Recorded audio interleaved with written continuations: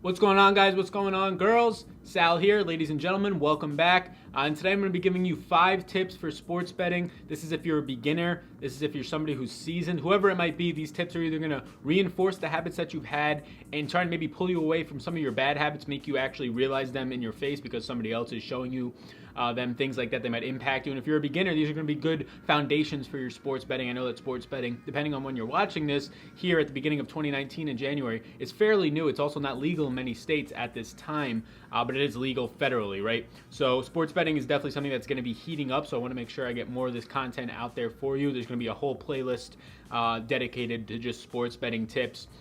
And I also have some videos out there just like more relevant for the specific week or game or whatever it might be on some of my advice here and there. But for right now, this is just educational purposes on general sports betting. And I want to give you 5 tips. And bonus, at the end of the video, there's going to be a PDF down below. You can download it at any time for 7 more tips on just sports betting that'll be similar to the ones that I give you right now in terms of just general. So for right now, I just want to say, hey, how you doing? It's been a good day for me. I made $20 just by going shopping with my girlfriend. Found $20 on the floor outside my apartment on the way back. So you can't beat that, right? So $20, it's been a good day. I figured let's go crank out some videos while we got some time. So what I want to do is, like I said, give you 5 extra tips. And if this is your first time here, I should introduce myself. My name is Sal on this channel. I started out doing daily fantasy sports advice, strategies, and just discussions on slates, things like that, and some high-level strategy talk as well. And now I want to transfer that over into sports betting and just keep that conversation going. I know that sports betting is very difficult. It's hard. I'm somebody who sports bet mainly for entertainment purposes, but also tracks it, things like that, to make sure I'm not losing all of my money.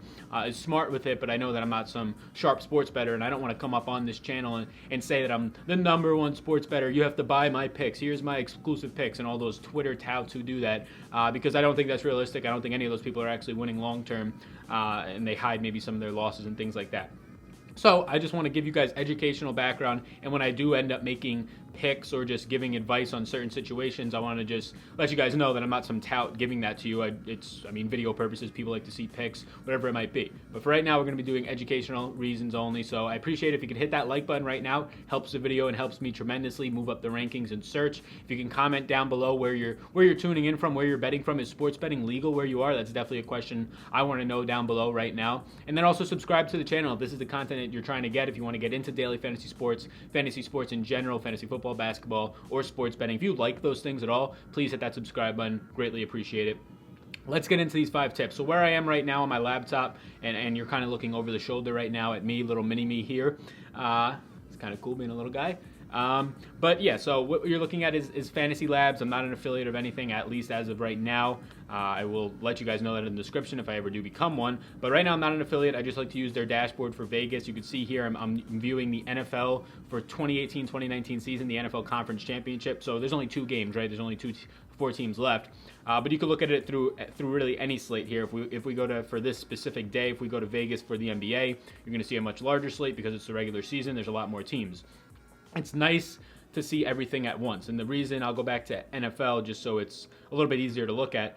The reason that I like Fantasy Labs so much is it shows you a bunch of different things. So this isn't a tip, it's just a tool that I'm going to show you guys to definitely use and utilize.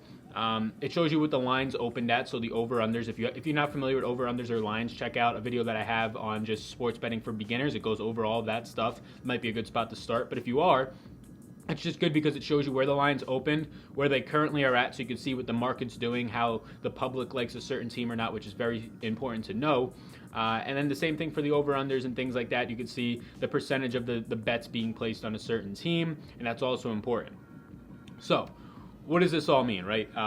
Well, I like this dashboard because it's easy, like I said. But the first tip that I want to get into is analyzing your lines early. So when they open, that's what early means, right? When they open. It could be a week before the lines open if it's the NFL. It could be 24 hours before if it's the NBA. Whenever those initial lines open, you want to analyze them. That's when they're the softest. So what the softest mean, or the lightest, it just means that there's not a lot of action on them. It means that there's not a lot of bets that have been placed on them yet.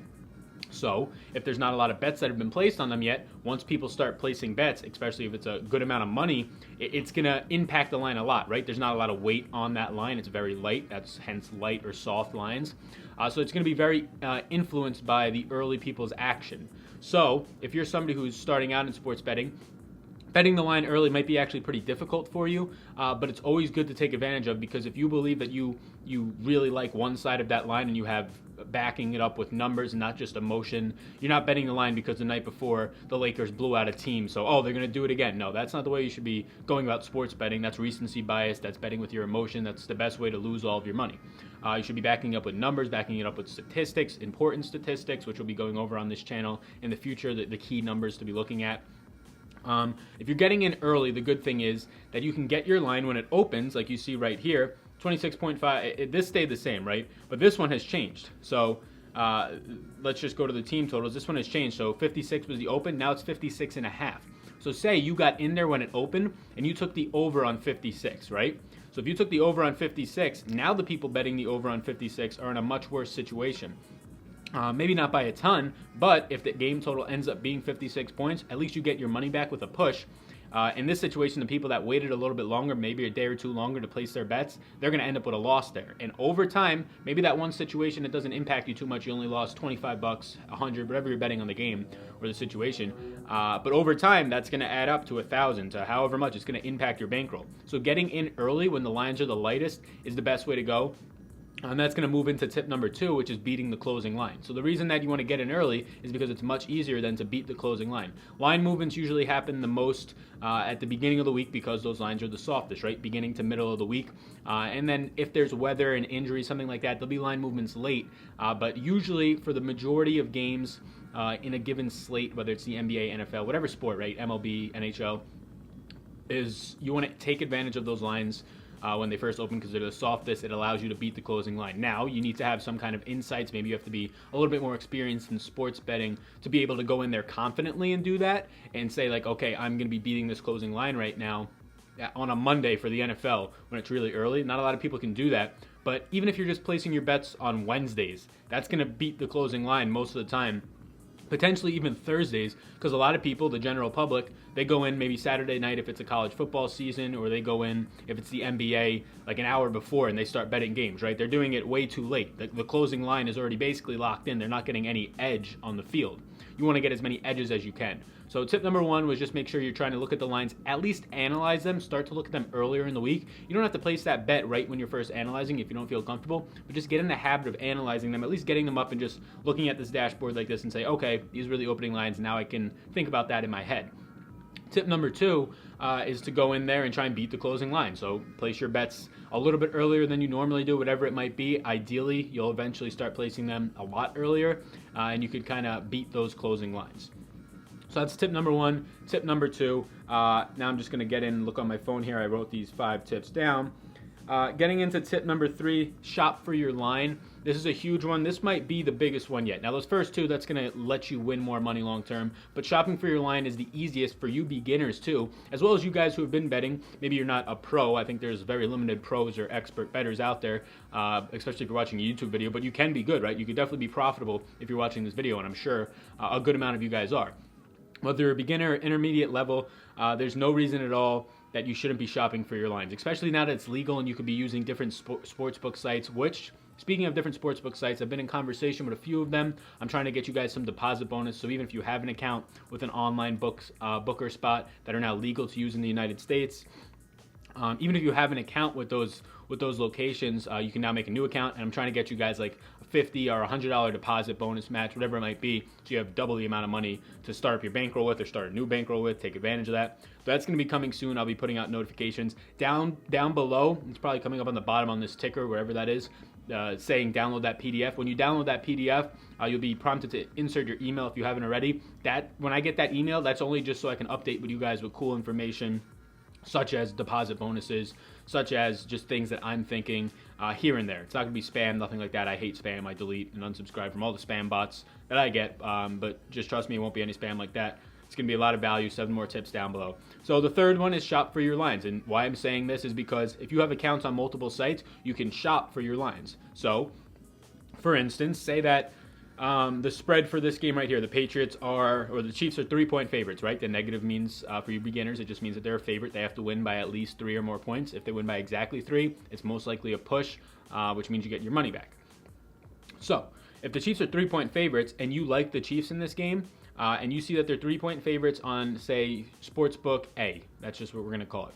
Now you go to Sportsbook B, and the Chiefs are -4, which means they have to win by 4 or more. Well, if you want to bet on the Chiefs, it's better in your case to be taking the -3, right? It's better for you because they only have to win by 3. If they win by 4, you win the bet. Whereas if you bet on the other site, if they win by 4, you just get your money back. Again, short term, that doesn't really add up too much, but if you're betting, I don't know, even in a year, if you're betting 100 times, that's likely to happen at least 2 or 3 times. Would you rather get your money back 2 or 3 of those times, or actually win money and kind of counteract some of your other losses, make you more profitable? So shop for your lines. Have, I would say, at least probably 2 outlets at the bare minimum, right? So you could at least compare between 2 spots to be betting on.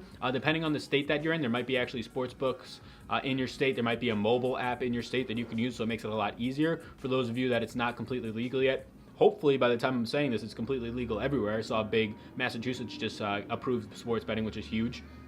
But at least have some online outlets that you can go to, compare 2 or 3 of those, because that's going to be the difference a lot of times, especially in the NFL. If you're getting lines that are -7 and then you can get them to -6, where we know that a lot of games do end up in -7, but you can get lines at -6, -6.5, that's a huge difference. And you might be saying, oh, it's only a half a point. Again, if you're placing a lot of bets, or even a decent amount of bets, that half a point, you might not think that it's going to come up that often, and I didn't even think it would come up that often, but there's going to be, if you're playing NFL, say you bet 5 times a week in the NFL, which sounds like a lot, but it's really not, right? It's 90 bets throughout the whole total year for the regular season. That's really not that many bets, especially if you're only betting like $10 or $25, whatever it might be.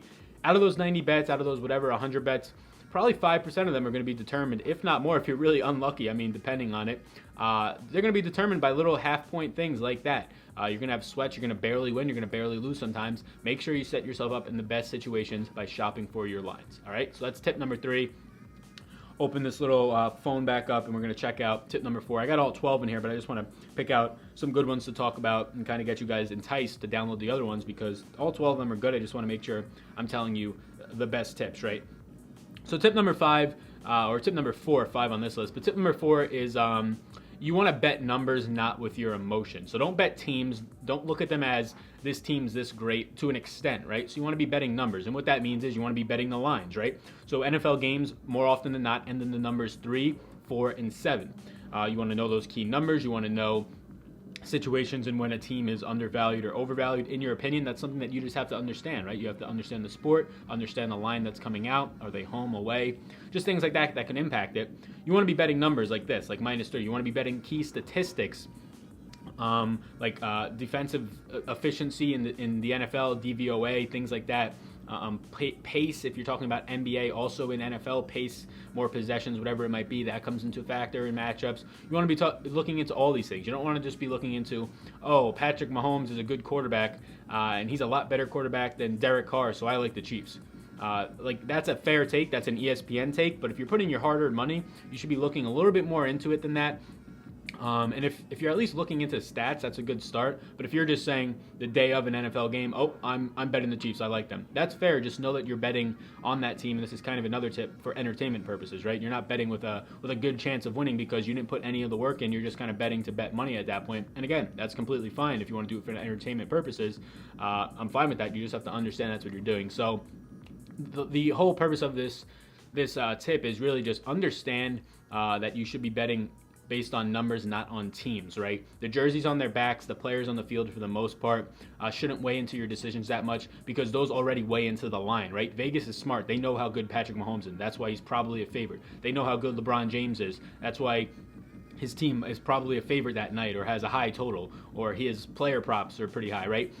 They know that already. It's already baked in. You thinking that in your head doesn't give you an advantage because Vegas is already accounting for that in the line. So look into other stats where you think you have an advantage, things like that. So don't try and just base your bets off of the team it might be because, again, the line already accounts for that. Over-unders already account for that. You're not getting an advantage at that point. You're just betting emotionally. And betting that way, just spur of the moment, just trying to bet to play on a game. Again, it's fine, but it's just not a way to be positive long term. You just have to realize that. So that's tip number 4. And I'm going to give you guys one final tip. There's a couple of good ones in here. The final tip might be one that I like a lot. Again, there's a couple of in here. The one that I just said, understand why you're playing. That was kind of just a little portion of a tip. Understand if you're playing to try and win money, or understand if you're playing just because you kind of have that itch and you want to be a little bit entertained during a game. It could be both, right? You could be trying to win money and have that itch, but if you're betting 30 minutes before the game, you're probably not very well prepared in that bet, and you're probably just, at that point, negative EV, which EV just means expected value, which means you're probably going to end up losing those types of decisions more often than not, which is the majority of the public do, and that's fine as long as you understand that's what you're doing. So tip number 5, this is probably one of my favorite ones, whether it's fantasy sports or betting, is don't let the weather impact you too much, right? And this is most likely just in the NFL that we're talking, maybe Major League Baseball, depending on if there was rain and the field might be slick. But for the most part, it's just the NFL. So college football as well, arena football, whatever you might be betting on. Don't let the weather impact your decisions too much. People get all gun-ho about, oh, it's going to snow or rain in this NFL game. The total's dropping. And actually, this is a perfect example. This game opened at 59.5. It opened at basically 60 in a lot of places as well. And now it's bet down to 56. That's a big difference, right? 3.5 points, 4 points. That's a huge difference for anybody that knows sports betting, especially for the NFL. The reason is it's supposed to be really cold, frigid, close to record with the wind chill, close to record colds in Kansas City, and people get scared about that. And honestly, for the most part, the total probably should come down. But for 4 points, that's an extra field goal, that's an extra possession. That's a lot of points for the game to come down. I think people overreact in that regard. So what's going to happen is I'm going to wait until last minute with an actual plan in my head, and I'm going to see how low this gets. If it gets as low as like 54, I'm hopping on the over, right? Cold weather, maybe it makes you a little bit slower. I'm not too concerned about it. These guys are professional athletes. They've played in all different types of environments in their career. I'm not too concerned about it. There's always that chance for pick sixes and things to just absolutely shoot up the over, and you still get these special talented players in a similar exact situation. Doug Aaron, we just got you subscribing. I love to shout out people when I get that email, so Doug Aaron, thank you very much. I appreciate you. And if that's a little plug right there, if you're not subscribed right now and you're still watching at like 17 minutes in, if that's what my camera says right there, make sure you hit that subscribe button, right? We're trying to grow, we're trying to get up there. Trying to turn this hobby into a career, so thank you guys. But don't let the weather impact your betting purposes too much. Like, let people pull that total down as much as they can, and then you take the over, because it opens up a lot of opportunity for us people who don't get too overreacted about the weather. Because here's the thing. A lot of fields are set to take precipitation. I'm a former turf grass major. I know this. They have either heating things underneath the field to heat up the field if it's cold or frigid, whatever it might be. Most, at least decently newer fields do, or semi-new fields do. They have so many guys on the field at all times, making sure it's fine to play in. When was the last time that weather really impacted a game? And you might be thinking about a snow game 10 years ago in the NFL. That was one time. How many times since then have people said, oh, the weather is going to ruin this game? Multiple times a year, right? It never does. The snow and rain, the gloves that the receivers wear, any type of precipitation doesn't matter. Those gloves, they stick, right? You throw something on it, it literally sticks. That's why these guys make insane catches. They're talented, but their gloves also help them a good amount of the time. The cold doesn't bother me at all. Wind is the biggest thing that people get worried about weather in football and also in baseball as well.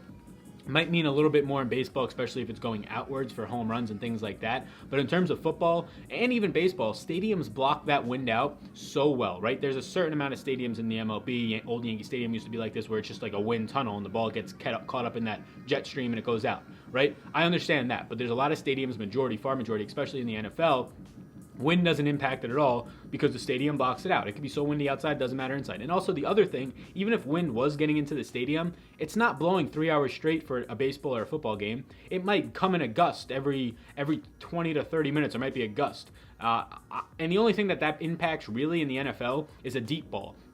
A deep ball that's 60 yards. How many times in a game is a deep ball thrown? What, maybe 2 times? Maybe 2 times there's a deep ball thrown in the game. If you're a deep ball throwing team, maybe 4 or 5 times. I'd say that it's very slim odds that time that you're throwing those deep balls, those 10 seconds of deep balls in a game, are getting impacted by wind that comes every so often that can barely get into the stadium. So I let other people kind of get all worked up about weather. I don't think it matters that much. I'm excited for Kevin Roth and some other guys in the DFS space to build some databases and build some reports that Kevin Roth said he's working on. He does DFS weather, daily fantasy sports weather. The other thing that we cover on this topic, not the weather, sometimes the weather, but daily fantasy sports. But anyways, he's just looking into how stadiums architecture kind of impacts wind and things like that, and if it really matters. And I'm very interested to see what that is, because I don't believe that it does, just based on being in stadiums sometimes, seeing what beat writers say in the stadium. They're like, oh, it's windy outside, but it's not windy inside the stadium. But that's a lot right there. That was the 5th tip, so I don't care too much about weather. So let's see if I can remember all these. Number 1 was make sure you're shopping or at least looking at the lines early, getting in that habit.